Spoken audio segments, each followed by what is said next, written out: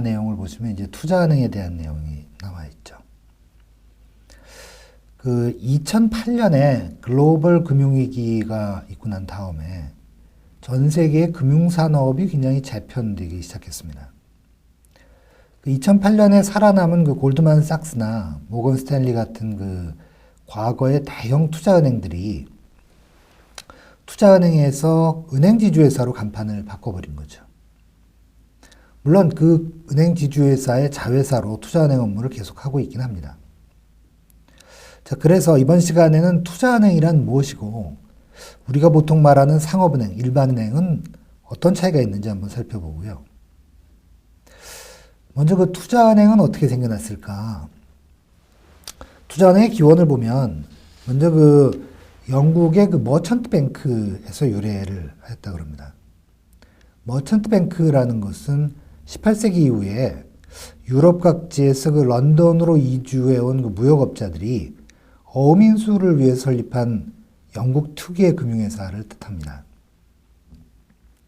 18세기, 19세기만 해도 그 베어링 브로더스라든가 로스차일드와 같은 그 머천트 뱅크는 국제 금융시장에서 위세를 떨치고 미국으로 진출해서 미국 투자은행 발전에 초석을 놓게 됩니다. 물론 현재는 영국에는 그 머천트 뱅크가 남아있지 않습니다. 1980년대 중반 이후에 미국이나 그 유럽의 그 대형 금융회사에 전부 흡수했기 때문에 그렇죠. 우리가 많이 들어본 그 골드만삭스라든가 리먼 브라더스라든가 모건 스탠리 같은 것들이 그 대표적인 미국의 글로벌 투자은행이었습니다.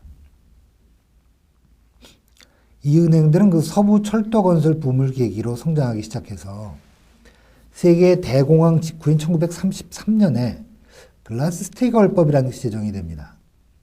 이 글라스-스티걸법은 은행과 투자은행을 분리한다라는 겁니다. 그 법에 따라서 이제 본격적으로 투자은행이라는 게 이제 나타나게 되는 거죠. 이 글라스-스티걸법에 의하면은 예금과 대출 업무를 위주로 하는 은행하고 기업이 발행하는 증권의 인수 주선 같은 도매금융 서비스를 제공하는 투자은행으로 둘을 나누어야 한다는 겁니다. 세계 대공황 전까지는 은행이 이렇게 그 업무가 구분이 되어 있지 않았습니다. 은행이 투자은행 업무를 함께 취급을 할 수 있었다는 거죠. 그런데 그 대공황의 원인을 분석을 하다 보니까 은행이 증권 투자를 과도하게 했다라는 점이 대공황의 원인 중에 하나로 밝혀지면서 글라스-스티걸법이라는 것이 제정이 된 것입니다. 우리나라에서는 그 증권회사가 미국의 투자은행하고 비슷한 기능을 하는 거로 알려져 있는데 사실상은 우리나라의 증권회사는 그 위탁매매, 브로커리지 업무를 주로 하는 소매금융 서비스를 제공을 하고 있는 거고요. 미국의 투자은행은 그 도매금융 서비스를 제공한다는 점에서 사실은 굉장히 차이가 많습니다. 자, 그러면 투자은행은 어떻게 발전을 해왔을까? 기업이 사업자금을 마련하기 위해서 주식이나 채권을 대량으로 발행을 하면 사실 누군가가 이거를 소액으로 쪼개서 개별 투자자한테 팔아주는 작업을 해줘야 됩니다. 자, 이것을 이제 증권의 인수주선이라고 이제 하는 거고요. 그걸 누가 하느냐? 좁은 의미에서의 미국의 투자은행이 그 역할을 한다는 겁니다. 글라스-스티걸법으로 새롭게 태어난 그 미국의 투자은행은 1960년대 들어서 주가가 막 오르니까 개인 고객을 상대로 하는 증권 위탁매매라는 증권회사를 차려요. 그러면서 이제 발전의 기틀을 다집니다. 그런데 그 1970년대 중반에 고정 위탁매매 수수료 제도가 이제 폐지가 되니까 그동안에 이제 안정된 수수료 수입을 기반으로 해서 소매 영업에 안주하던 그 투자은행들이 상당한 타격을 입게 됩니다. 자, 이걸 만회하기 위해서 파생금융 상품을 개발을 하기도 하고요. 적대적 M&A, 즉 적대적 기업 인수합병과 같은 새로운 사업 분야를 개척을 하기 시작합니다. 자, 이와 같은 그 고위험 고수익 사업은 그 글라스-스티걸법에서 은행과 투자은행을 분리한다는 원칙이 깨어지는 거죠. 그래서 이제 1999년에는 그 은행과 투자은행 간의 겸업을 허용을 하는 법이 제정이 됩니다. 그 법은 그램 리치 브라일리 법이라고 그러는데 이런 법이 제정이 되면서 투자은행은 더욱 번창하게 되는 거죠. 근데 2000년대 들어서 IT 버블이 붕괴되자 투자은행은 매출이 급격히 줄어들고 구조조정의 소용돌이에 휘말려들게 됩니다.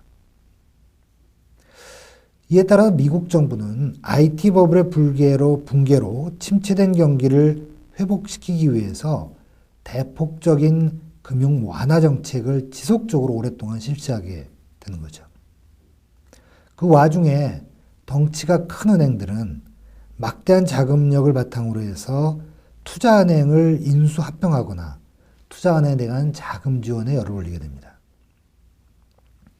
또 대형 투자은행들 간에는 파생금융 상품을 개발하고 판매하는 경쟁이 더욱 치열하게 된 거죠. 이렇게 투자은행의 과도한 경쟁은 스스로 부실을 키우고 이 부실이 투자은행에 자금을 제공했던 은행으로 전가가 되면서 2008년 금융위기가 시작되었다고 볼 수 있습니다. 자, 그러면 투자은행과 일반은행 혹은 투자은행과 상업은행은 어떻게 다를까? 주변에서 흔히 볼 수 있는 은행은 주로 예금을 받죠. 그리고 자금이 필요한 곳에 대출을 해줍니다. 그러니까 자금 중개 역할을 고유 업무로 수행을 하고 수입은 예금 금리하고 대출 금리의 차이를 통해서 이제 수익이 발생하는 겁니다. 은행은 예금자를 보호해야 되기 때문에 금융당국으로부터 매우 강한 규제를 받습니다. 따라서 그 자금을 안정적으로 운용을 하죠. 그 유동성을 아주 충분히 확보하는 일이 매우 중요합니다. 따라서 그만큼 은행은 수익성은 상당히 낮은 편인 거죠. 그런데 투자은행은 예금을 받지 못합니다. 그러면 예금을 받지 못하면 어디서 자금을 조달하느냐? 채권을 발행해서 자금을 조달합니다. 은행보다는 정부의 규제를 훨씬 덜 받기 때문에 위험을 감수하면서 비교적 자유롭고 공격적으로 자금을 운영해서 높은 수익을 추구하게 되는 거죠. 투자은행은 아까 말씀드린 것처럼 예금과 같은 안정적인 수신 기반이 없습니다. 그렇기 때문에 채권이 발행이나 유통되는 자본시장에 문제가 생길 경우에 자금 조달에 치명타를 맞을 수 있다는 거죠. 따라서 투자은행이 은행하고 결합을 할 경우에는 이런 자금 조달상의 한계를 극복을 하게 될 뿐더러 은행의 체계적인 위험관리 시스템을 통해서 자금 운용상의 위험도 낮출 수가 있죠. 또 은행 역시 투자은행의 강점을 접목시키면 수익성을 높이는 데 도움을 받을 수 있겠죠. 그래서 그 골드만삭스 같은 대형 투자은행이 은행 지주회사로 전환한 것은 뭐 이런 이유도 있는 겁니다. 그러면 투자은행과 은행이 바람직하게 서로 같이 살아가는 방법은 없을까? 글로벌 금융위기가 발생하게 된 과정을 이렇게 쭉 돌이켜보면 지주회사와 같은 방식을 통해서 투자은행하고 은행을 결합한다고 해서 항상 좋은 시너지가 나오느냐? 그렇지는 않을 수 있다는 거죠. 투자은행과 은행 상호 간에 만약에 서로 부당한 지원이 이루어지거나 또 돈을 빼돌리는 것 같은 현상이 발생할 경우에는 금융시장의 안정성은 크게 훼손될 수 있습니다. 그러면 투자은행하고 은행 사이에 바람직한 상생관계를 유지하려면 어떤 요건이 있어야 될까요? 무엇보다도 먼저 은행의 고유 업무가 투자은행의 업무 및 조직으로부터 이렇게 떨어져 있어야 된다는 거죠. 자, 이걸 우리가 격리의 원칙이라고 이제 이름을 붙일 수 있겠는데, 이런 그 격리의 원칙은 투자은행과 은행의 결합에 따른 감독상의 어려움을 해소를 하고, 지난 금융위기를 통해 드러난 무분별한 경업화의 부작용도 최소화시킬 수 있을 겁니다. 또한 안정성에 최우선의 가치를 두는 은행하고 경쟁력을 갖춘 투자은행이 결합해야만 좋은 시너지 효과를 발휘해서 금융시장의 발전을 아마 견인해 나갈 수 있을 겁니다.